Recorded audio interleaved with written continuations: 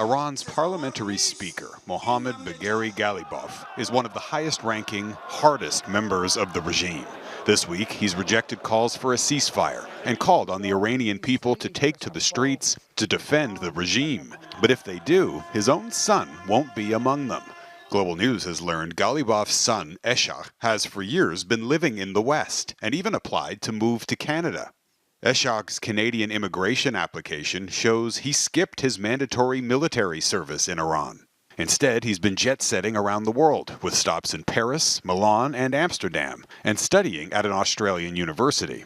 Eshaq applied twice to come to Canada, most recently in 2019, and complained that the federal government was taking too long to approve his application. The delay has a direct impact on many aspects of my life, he wrote in a federal court affidavit. This has cost me a huge loss of money, he said, and an enormous psychological burden on my everyday life. Those revelations about Ghalibaf's son are hard to stomach for Iranians, including those who've risked their lives to flee the country, crossing the border here to Turkey, for example.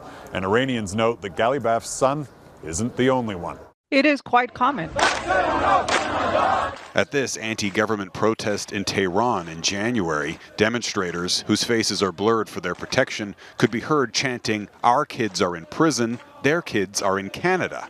Multiple top regime officials reportedly have children living in the West, including Iran's foreign minister and the secretary of its Supreme National Security Council. The list goes on and on and on. The new Supreme Leader himself reportedly owns numerous multi-million-dollar mansions in the West, including this $60 million home in London, England. They come and say, "Death to America, we are fighting against the evil Western world." But what about yourself? What about your son, your daughter, living in the best houses in the West, the West that you ask us to send death to them?